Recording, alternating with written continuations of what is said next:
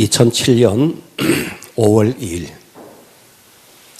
서울 강남역 6번 출구에서 허름한 한 옷을 입고 거리의 악사로 변장한 한국 최고의 정상급 바이올리니스트 피호영 교수가 71억짜리 바이올린을 들고 45분 동안 연주를 했습니다.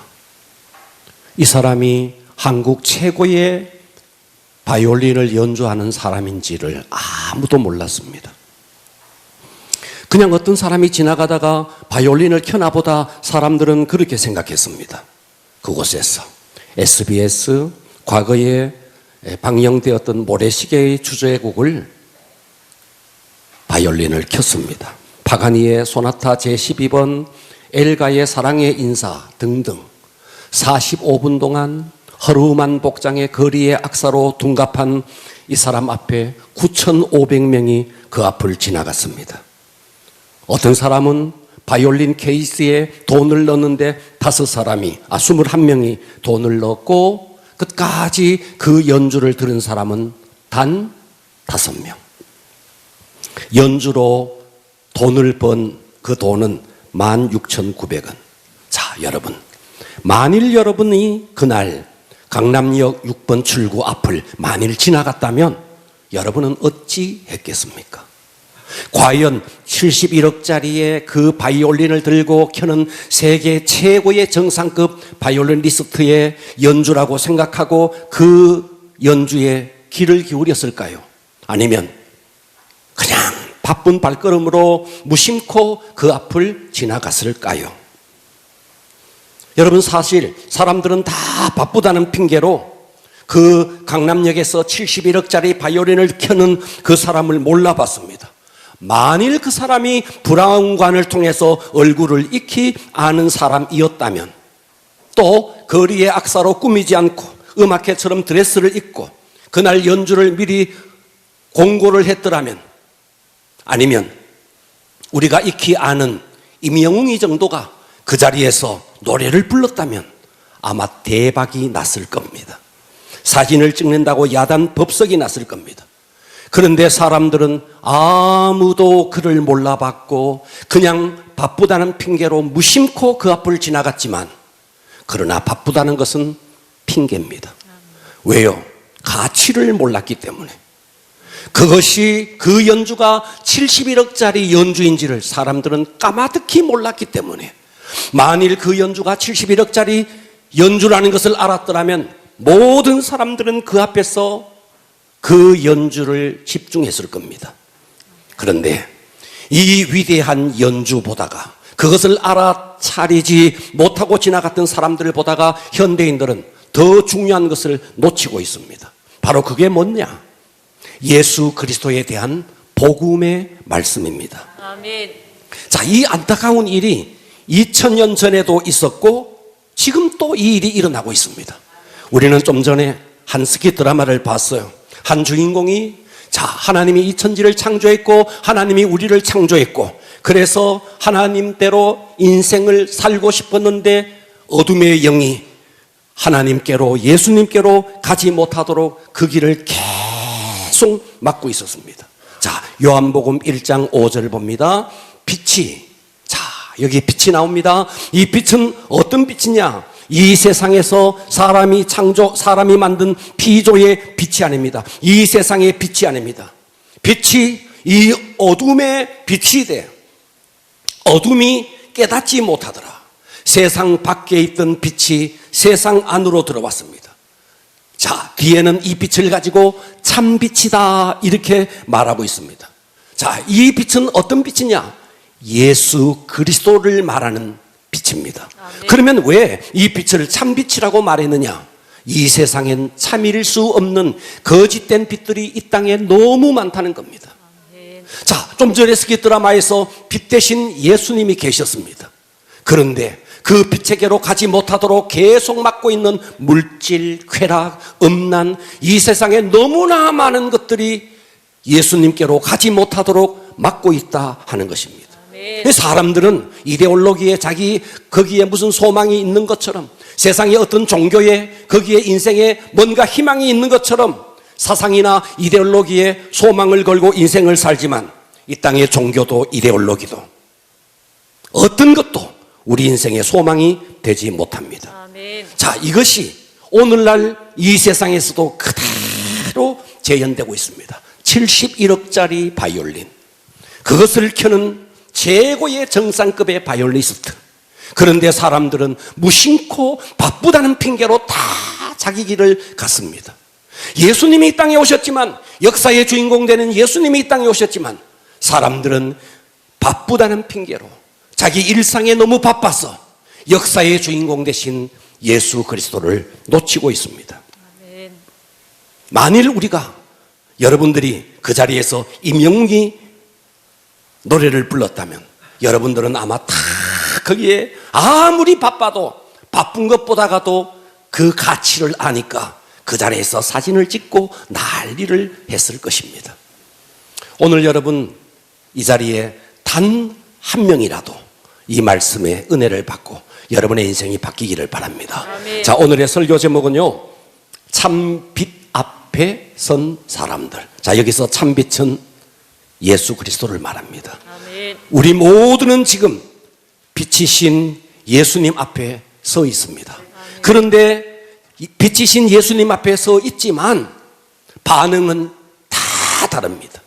첫 번째 반응은 어떤 반응이냐면 그 참빛을 거부한 사람들. 첫 번째, 참빛을 거부한 사람들. 아마 여러분들 가운데도 지금까지 많은 경우에 하나님을 만날 수 있는, 교회를 나올 수 있는 기회가 있었지만 여러분들이 이런저런 핑계를 가지고 거부해 왔을지 모릅니다. 자, 요한복음 1장 9절에 이렇게 말합니다. 참빛. 자, 이 참빛은 예수님을 말합니다. 이 참빛이, 참빛 곧 세상에 와서 각 사람에게 비치는 빛이 있었나니. 10절, 그가 세상에 계셨으며 세상은 그로 말미암아, 그렇습니다, 이 모든 세상은 예수 그리스도 그로 말미암아 지은 바 되었습니다. 그런데 세상이 그를 알지 못하고, 11절, 자기 땅에 오매 자기 백성이 이 예수 그리스도, 참빛 대신 예수 그리스도를 영접하지 아니하였으나 참빛이 왔지만 그 빛을 거부한 사람들입니다. 그러면 왜 이 사람들이 빛 대신 예수 그리스도를 거부했을까요? 이유는 자기들이 영적인 어둠 속에 있었기 때문에, 빛이 왔지만 정작 그 빛을 볼 수 있는 귀도 없었고 볼 수 있는 눈도 없었고 볼 수 있는 귀도 없었습니다. 원인은 본인이 영적인 어둠 속에 거했습니다. 그래서 빛이신 예수가 왔지만 영접하지 않았습니다. 여러분, 세상은 여러분들이 볼 때, 이 육안으로 볼 때 그냥 이 세상이 다인 것처럼 보이지만 보이지 않는 세상에 어마어마한 영적인 세력이 있습니다. 사람들이 쉽게 자살합니다. 저 사람이 자살했나 보다. 아닙니다. 자살을 부추기는 영이 있습니다. 사람들이 중독됩니다. 술에 중독되고 마약에 중독됩니다. 사람들은 당연히 이렇게 생각해요. 저 사람이 마약에 중독되었나 보다. 그렇지 않습니다. 그 배후에 마약을 중독되게 만들고 술에 중독되게 만드는 영이, 보이지 않는 영이 우리 배후에 역사하고 있다는 것입니다. 아멘. 2000년 전 참빛 대신 예수님께서 이 땅에 오셨는데, 어둠 속에 사는, 영적인 어둠 속에 사는 사람들은 그 예수를 보지 못했습니다. 알지 못했습니다. 그래서 어떤 사람들은 빛이신 그분을 향해서 돌을 던지기도 했고, 어떤 사람들은 그 빛이 싫어서 도망을 가기도 했습니다. 왜냐하면 그 빛은 이 땅에 와서 모든 사람의 정체성을 다 폭로하기 때문에, 그 사람 속에 어떤 부패가 있는지, 그 사람 속에 어떤 죄가 있는지, 그 빛 앞에 서면 자신의 모든 죄와 모든 부패가 폭로되기 때문에 사람들은 자기의 죄와 부패가 폭로되기 싫어서 돌을 던지기도 했고, 빛의 반대쪽을 향해서 도망가기도 했습니다. 영적으로 어둠 속에 사는 사람들은, 여러분, 다 예수를 믿지 않고 하나님을 믿지 않는 사람들도 나름대로는 사랑을 다해요. 아내를 사랑하고 자식을 사랑합니다. 어쩌면 우리가 살고 있는 이 세상은 사랑의 홍수 속에 드라마를 보나 영화를 보나 모든 노래가 다 사랑을 이야기하고 있습니다. 그런데 그 사랑을 조금만 깊이 들어가 보면 그 사랑은 철저하게 자기중심적인 자기의 궁핍을 채우고자 하는 이기적인 사랑입니다. 아내가 남편을 사랑하지만 이기적인 사랑입니다. 남편이 아내를, 아내가 남편을 사랑하는 그 사랑도 깊이 들어가 보면 너무나 이기적입니다. 얼마 전에 북한의 김정은 위원장이 인민들 앞에 나와서 눈물을 흘리면서 연설하는 장면이 공개되었습니다. 자기는 그 연설을 통해서 이렇게 말했습니다. 나는 인민을 사랑한다. 인민을 사랑하고 나는 인민을 위하여 살고 싶다. 그런데 과연 그가 눈물 흘린 그 눈물이 과연 진실일까요? 지금 또 러시아와 우크라이나가 전쟁 중에 있습니다. 소비에트 연방, 구소련, 자신들이 합병한 나라를 이제 그들이 공산국가가 싫다 해서 다 독립한 나라인데 소련의 옛 영토를 회복하겠다는 그것을 기치를 내걸고 수많은 소련의 젊은 청년들을 전장으로 내몰고 있는 그 푸틴의 야욕이 과연 사랑일까요? 프랑스의 파리의 앙벨리드 성당 안에는 나폴레옹의 무덤이 있습니다. 자, 그 나폴레옹의 무덤 앞에는 큰 대리석이 있고 그 대리석에는 이렇게 새겨 놓았습니다. 나는 나의 유골이 내가 그토록 사랑했던 프랑스 국민과 한가운데 세느 강변에 안식하기를 원하노라. 한 시대를 풍미했던 프랑스의 황제, 그가 이렇게 말했어요. 나는 프랑스 국민을 사랑한다고. 과연 그 사람이 프랑스 국민을 사랑했을까요? 자신의 정복력을 채우기 위해서 프랑스의 수많은 젊은 청년들을 전란으로 사지로 몰아넣었던 그것이 과연 사랑일까요? 히틀러는 이렇게 연설했습니다. 나는 독일을 사랑한다. 독일 국민을 정말 사랑한다. 그러면서 러시아와의 전쟁에 그 독일의 수많은 청년들이 추위와 굶주림에 죽어가고 있음에도 불구하고 자기의 불타는 정복력을 실현하기 위해서 전쟁을 명령합니다. 과연 그것이 국민을 사랑한 것일까요? 사람들은 다 이 땅에서도 하나님 없이도 사랑한다고 말합니다. 그런데 그 사랑은 철저하게 이기적인 자기의 궁핍을 채우고자 하는 이기적인 사랑입니다. 자기 방식대로 사랑하고 자기 방식대로 행동하고 사랑이라는 이름으로 변명합니다. 그래서 사랑의 상처의 흔적들이 너무너무 많습니다. 이것은 하나님을 떠난 인간적인 사랑으로 사랑한 인간의 비극입니다. 참 빛이 왔지만 그 빛을 거부했습니다. 존 버년이 천성을 향해서 가는 기독도 한 청년이 있었습니다. 그 존 버년이 쓴 선로 역정에 보면 수많은 인물들이 등장하는데 마지막에 등장하는 한 사람, 그 사람의 이름은 무지시입니다. 알지 못하는 무식한 사람 무지시. 자기 생각으로 자기가 의롭다고 생각했습니다. 그리고 저기에 성이 보입니다. 천성이 보입니다. 영원한 천성이 바라보이는데 자기만이 의롭다고 생각했던 이 사람은 저 멀리에 영원한 천성이 보이는데 그것을 보고 지옥의 나락으로 떨어지고 있습니다. 그런데 이 비극이 오늘날 이 시대도 일어나고 있습니다. 예수님은 지금 오늘 이 예배를 통해서 여러분의 마음에 노크를 하고 계십니다. 언젠가 여러분들이 어린 시절에 교회를 한번 나가 보았지만 예수님은 이따금 머릿속을 스쳐 지나가는 내 마음속에 나그네 같은 분으로 참빛인 예수 그리스도가 이 땅에 왔지만 그 예수 그리스도의 가치를 알지 못하고 71억짜리 바이올린을 켜고 있지만 그 가치를 알지 못하고 바쁜 걸음으로 내달렸던 그런 사람들처럼 참빛이신 예수 그리스도께서 이 땅에 오셔서 우리의 마음을 녹화하고 있음에도 불구하고 그 예수님을 스킵하고 살아오지는 않았습니까? 오늘 여러분들이 조금만 마음을 열면 참빛인 예수 그리스도 앞에서 여러분들은 정말 영원한 영생을 얻는 시간이 될 것입니다. 아멘. 자, 빛이신 예수님이 왔습니다. 첫 번째 반응은 그 빛이신 예수님을 거부했던 사람들. 저는 여러분들이 단 한 사람도 그런 사람이 되지 않기를 축복합니다. 아멘. 자, 빛 앞에 선 사람들 두 번째는요, 참 빛을 영접한 사람들, 참 빛 속으로 들어간 사람들, 그 참 빛을 마음속에 영접한 사람들이 있습니다. 요한복음 1장 12절은 이렇게 말합니다. 영접하는 자, 참 빛이 왔어요. 자기 땅에 오매 자기 백성들이 영접지 아니하였으나 그러나 그 영접하는 자가 있대요. 곧 그 이름을 믿는 자들에게는 하나님의 자녀가 되는 권세를 주셨으니, 참빛이 왔어 어둠 속에 사는 사람들의 모든 부패와 모든 죄가 폭로될 때 정직하게 나는 죄인입니다, 나는 하나님 앞에서 죄인입니다 라는 사실을 받아들이고 부패한 자기의 모습, 자기의 죄를 다 드러내고 빛이신 예수 그리스도를 받아들인 사람, 이런 사람을 우리는 그리스도인이라 말합니다. 당시 최고의 나라 로마의 황제도 빛이 왔지만 그 빛을 거부했습니다. 팔레스타인 땅을 통치했던 헤롯도 그 빛을 거부했습니다. 성경을 연구했던 서기관도 대제사장도 그 빛을 거부했습니다.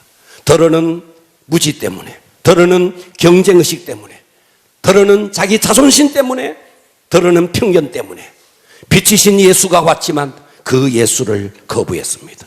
그런데 그 예수, 빛이신 예수가 왔을 때 베들레헴 지경 밖에 들에서 양을 치던 아주 당시에 가장 천박한 천한 직업을 가졌던 목자들, 그들은 예수께로 달려갔습니다. 저 동방에서 별을 연구하던 박사들이 그 예수를 영접했고 그 예수 앞에서 경배를 올려드렸습니다. 여러분, 오늘날 우리가 사는 이 세상은 정말 얼음 같은 차가운 사랑 속에 살아가고 있습니다.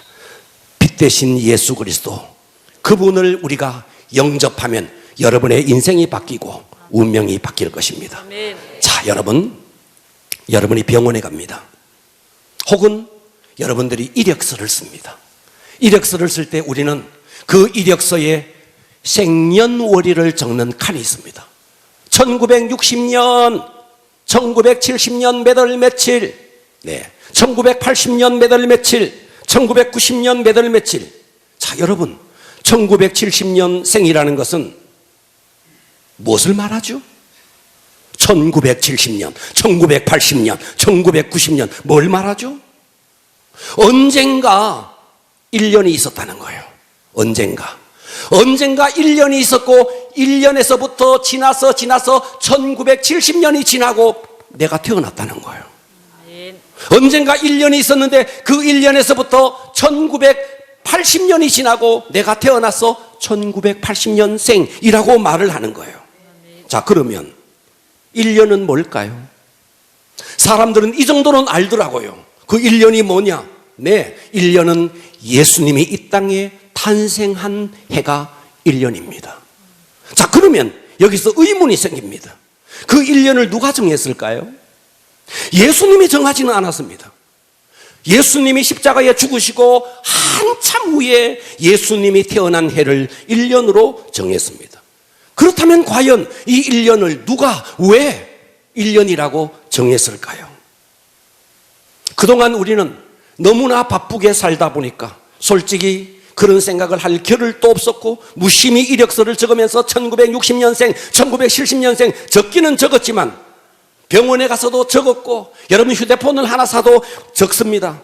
누가 그것을 만들었는지 묻는 자도 없었고 가르쳐주는 사람도 아무도 없었습니다. 그렇다면 과연 내가 1960년생이다, 1970년생이다, 그것은 예수님이 이 땅에 오셨고 1970년 후에 내가 태어났는데 과연 1년을 누가 왜 정한 것일까요? 자, 예수님이 이 땅에 오셨을 때 이 전 세계를 통치하고 있던 나라는 로마였습니다. 로마라는 나라가 지금의 유럽, 북아프리카, 중동 대부분의 지중해가 있는 그 연안을 다 로마가 장악하고 있었습니다. 로마의 황제는 신의 아들이라고 추앙을 받았습니다. 로마라는 나라가 시작된 건국 원년 753년이라는 BC 753년이라는 그 나라가 건국한 개시 연호를 사용하고 있었습니다. 그런데 그들이 자기 나라가 사용하고 있던 이 연호를 다 버리고 자기 나라의 식민지로 있었던 이스라엘에 거기에 태어난 예수라는 그가 태어난 해를 자기의 연호를 다 버리고 그 해를 1년으로 삼았다. 여러분 이거 신기하지 않습니까? 여러분 이건 생각해 보면 너무 신기한 거예요. 여러분 우리나라는 고조선, 단군이 고조선을 세운 해를 단군 원년으로 잡습니다. 그래서 그 해가 언제냐면 BC 233년. 그래서 올해가 단기 4357년입니다. 그런데 우리나라는 그동안 고려시대, 조선시대 다 이 단기 원년을 사용했습니다. 그래서 올해가 단기 몇 년이다, 단기 몇 년이다 그랬습니다.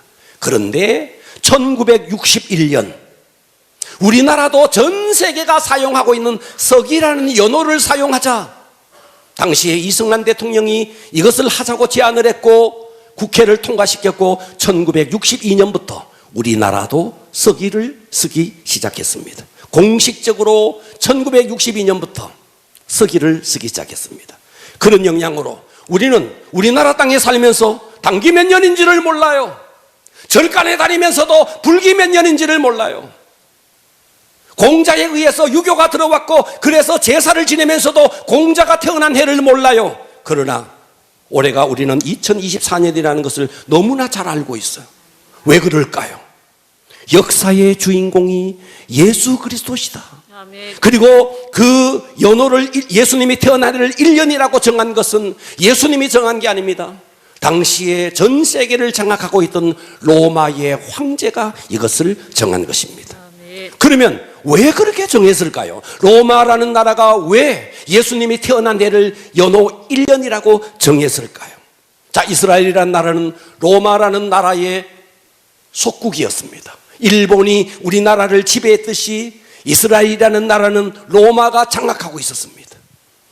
온 세상에 이 로마가 서방 세계를 다 장악하고 있을 때 이스라엘이라는 나라는 로마의 속국에 있었고 이스라엘 백성들은 돈을 벌기 위해서 전 세계로 흩어졌습니다. 그러나 그들은 유월절이 되면 언제나 이스라엘의 수도였던 예루살렘에 모여서 하나님 앞에 제사를 드렸습니다. 유월절 제사를 드렸습니다. 자, 그 유월절 제사에 흩어져 있던 디아스포라 유대인들이 예루살렘으로 몰려왔습니다. 그런데 예수님이 바로 그 유월절 어린 양으로 십자가에 죽으시고 그리고 3일 후에 예수님이 부활한 광경을 100만이나 모였던 그 흩어졌던 유대인들이 그것을 똑똑히 보았습니다. 우와, 죽음이 끝이 아니구나. 저 예수가 죽었고 십자가에 죽는 모습을 우리가 똑똑히 보았고 그 예수님이 다시 부활해서 40일 동안이나 제자들과 함께 먹고 마시며 하나님의 나라를 가르치는 것을 그들은 두 눈으로 똑똑히 보았습니다. 우와, 죽음은 끝이 아니구나.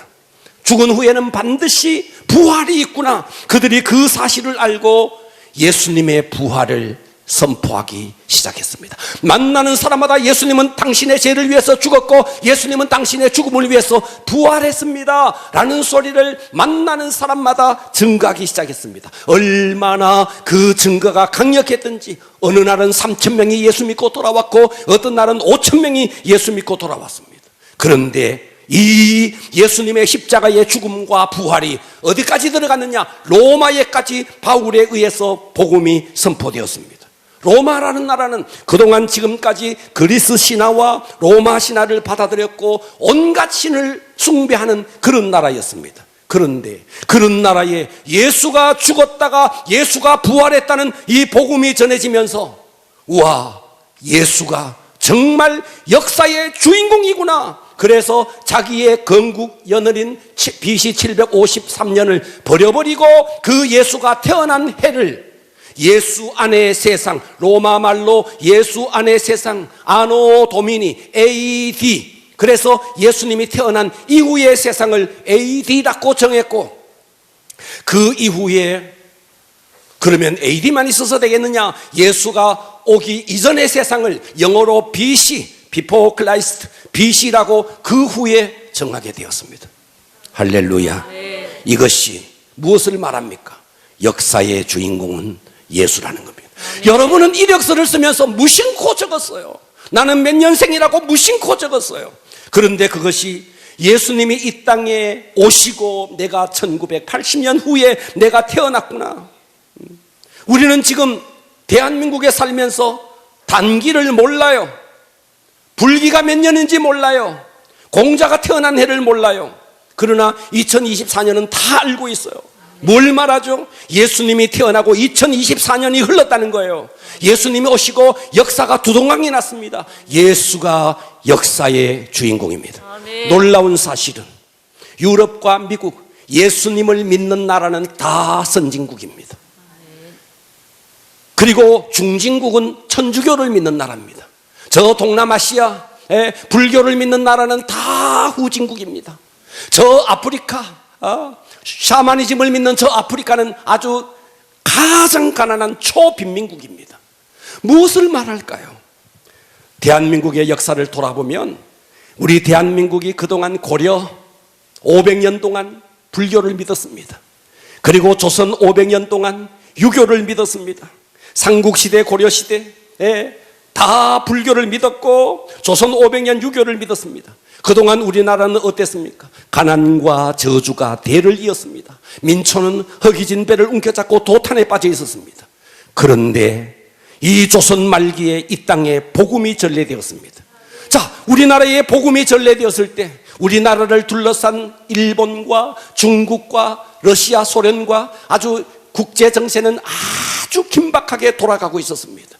우리나라는 워낙 힘이 없었고 그 어떤 나라도 우리나라를 도와줄 수가 없었습니다. 그런 비운과 절망 속에 이 민족에게 복음이 전래되었습니다. 역사 속에서 가장 소외되었던 나라, 역사 속에 단 한 번도 세계화를 가져보지 못한 나라, 약소국의 서러움을 오직 쇠국으로 일관했던 나라, 그 나라가 대한민국입니다. 바로 그때 세계의 열강으로 진입했던 일본은 호시탐탐 우리나라를 먹잇감으로 노리고 있었습니다. 결국 우리나라는 일본에 의해서 나라를 빼앗겼고 그때 이 한국교회는 추위와 그 고통 속에서도 예배당 안에 모여서 눈물을 뿌리며 그 일제의 침략 속에서도 한국교회는 기도했습니다.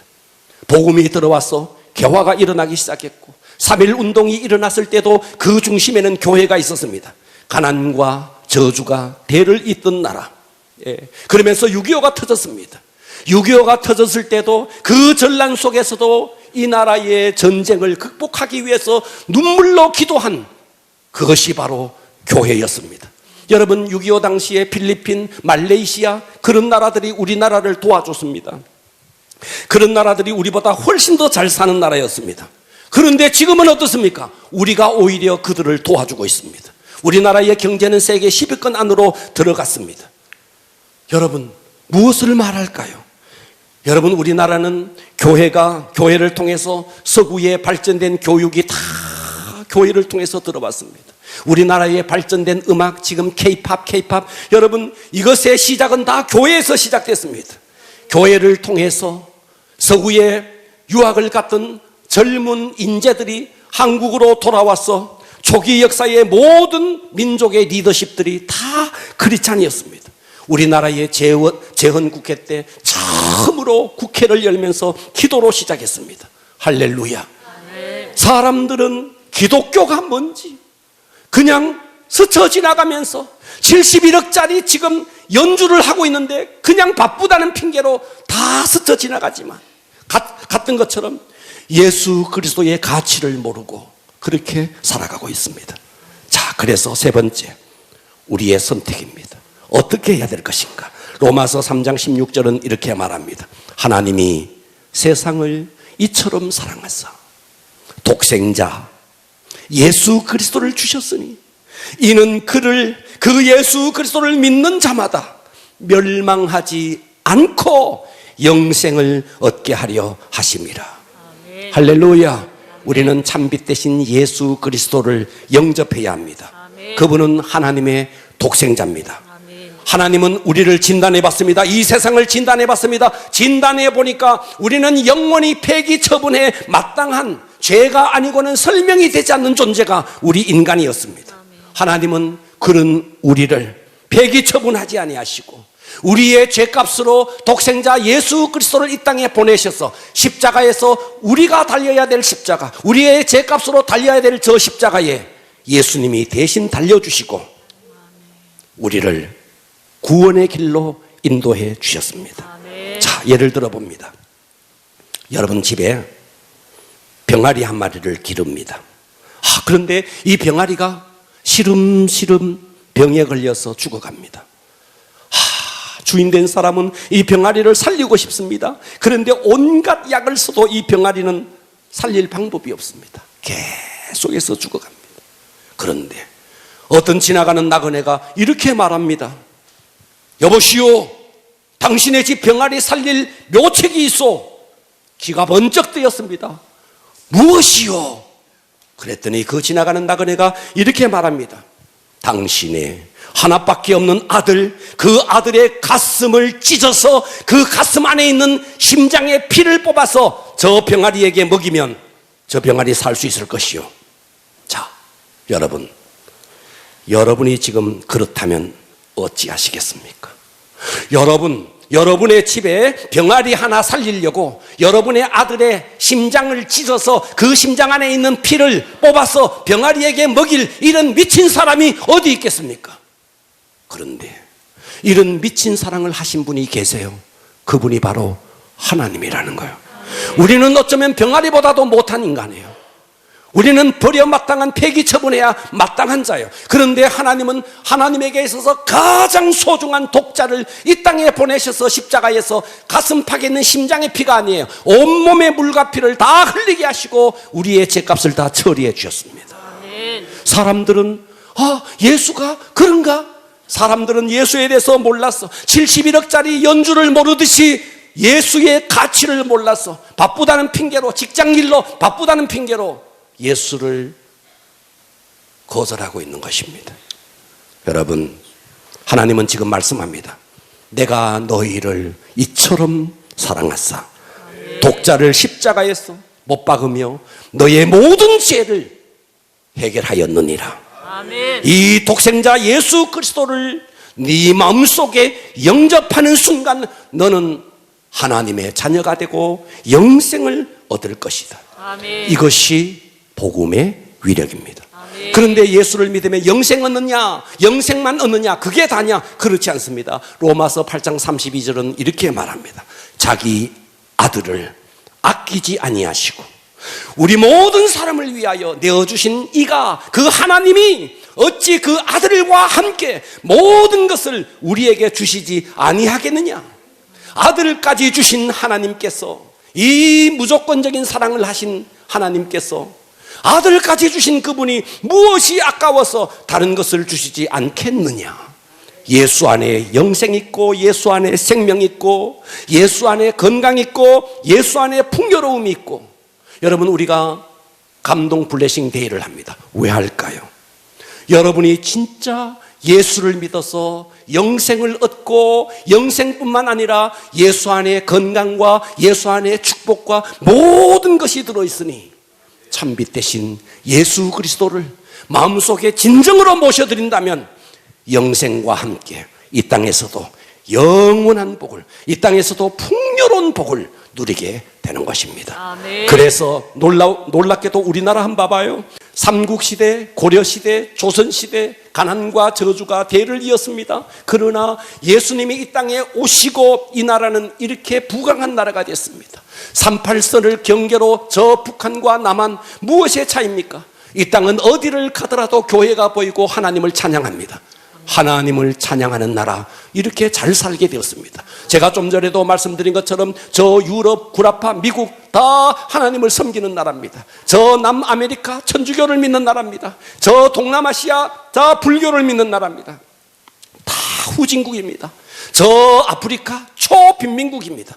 그런데 하나님을 섬기는 나라와 개인은 이 땅에서도 복을 받게 되는 것입니다. 아멘. 이 복이 여러분의 복이 되기를 주님의 이름으로 축원합니다. 아멘. 여러분 한번 눈을 감아 보십시오.